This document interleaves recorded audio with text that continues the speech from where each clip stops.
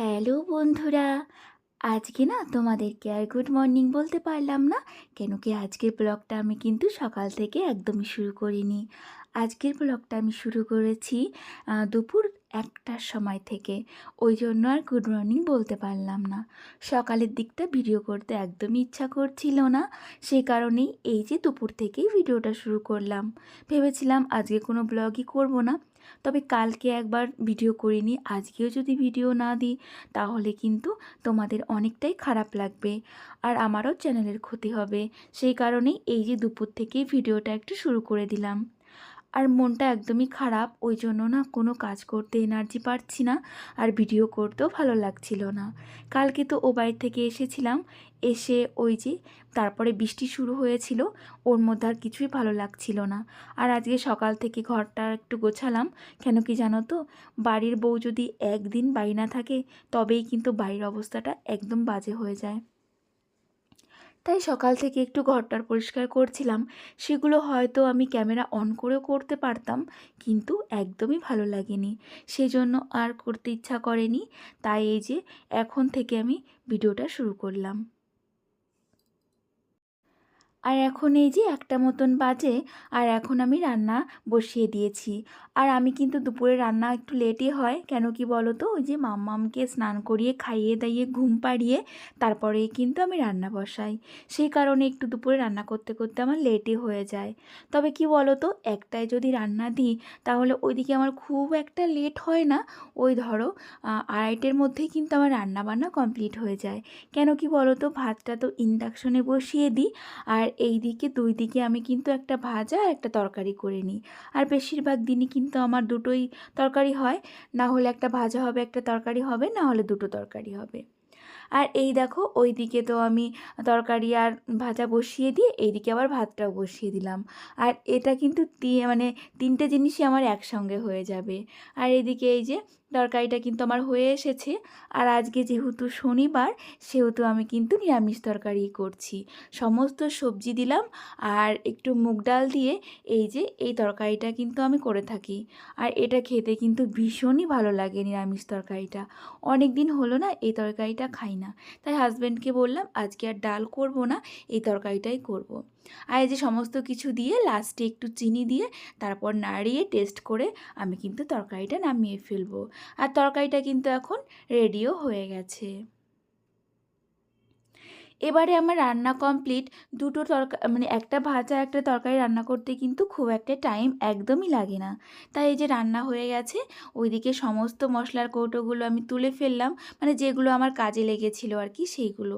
আর এখন গ্যাসটাকে আমি সুন্দর করে মুছে ফেলবো। আর ওইদিকে কিন্তু ভাতও আমার হয়ে গেছে, ভাতটা এদিকে উপর দিয়ে দিয়েছি।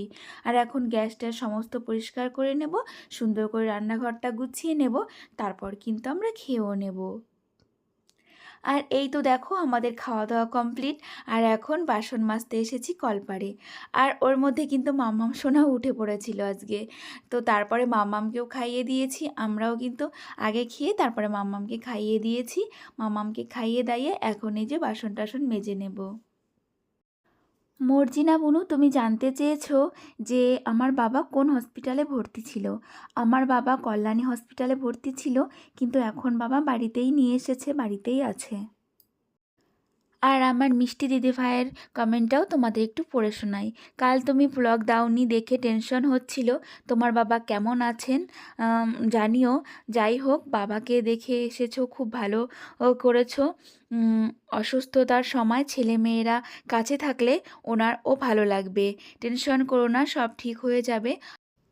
আর তোমার জন্য প্রোফাইল পিকটা চেঞ্জ করলাম, দেখেছো নিশ্চয়ই? অবশ্যই দেখেছি দিভাই।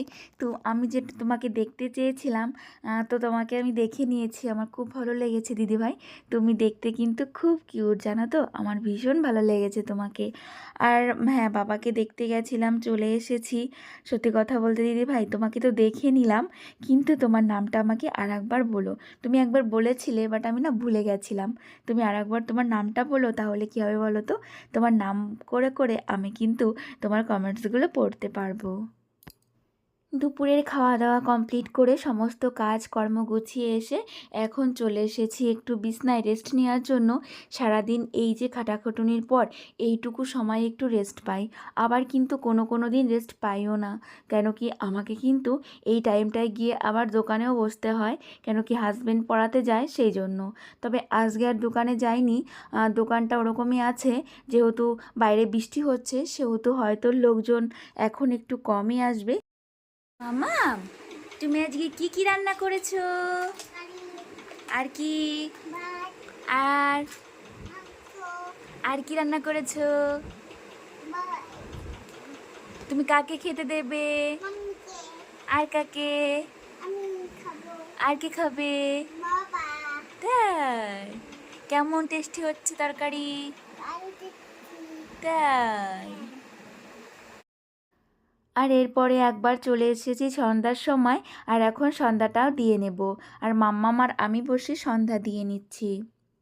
কমেন্ট করেছে সিম্পলি দীপা, তুমি বলেছ এই ছোট ট্রাইপডগুলো না একটুতেই ভেঙে যায়, যেন আমার ট্রাইপডটা ভেঙে গেছে। আমার এত খারাপ লাগছিল, এবার করে আরও একটা কিনতে হলো। একদমই ঠিক বলেছ, এগুলো খুব সূক্ষ্ম জিনিস হয়, একটুতেই ভেঙে যায়। আমারও আগে একটা ছিল, সেটা না মাম্মাম ভেঙে ফেলেছে। আর আমি ভাবতে পারিনি যে ওটা মাম্মাম ভেঙে ফেলতে পারবে, ভেবেছিলাম যে ও ভাঙতে পারবে না, যেহেতু এটা একটু মজবুত ছিল। তো কেমন করে ভেঙে ফেললো আমি বুঝতে পারিনি। তো যাই হোক, সেই জন্য কিন্তু আমাকেও আর একটা কিনতে হয়েছে। আর এই ট্রাইপডটা না হলেও না চলেও না, কেন কি কোথাও যখন আমরা যাব তখন বড় ট্রাইপড কিন্তু একদমই নিয়ে যেতে পারবো না। তখন ছোটোখাটো একটা ট্রাইপড থাকলে সেটা ব্যাগের মধ্যে ভরে কিন্তু নিয়ে যেতে পারবো। সেই জন্য এই যে ছোট্ট ট্রাইপডগুলো কিন্তু আমাদের খুবই প্রয়োজন। আজকের ব্লগটা কিন্তু আমি খুব বেশি বড় করতে পারিনি, একদমই ছোট একটা ব্লগ বানিয়েছি তোমাদের জন্য। আর এই যে সন্ধ্যার সময় একটু দুধ গরম করছি, এটাই মাম্মামকে খাইয়ে দেব। আজকে শুধুমাত্র দুপুর থেকে সন্ধ্যা অবধি আমি কি কাজ করি সেটাই তোমাদের দেখালাম। আজকের ব্লগটা আমি এখানেই শেষ করব। তোমরা সবাই ভালো থেকো, টাটা।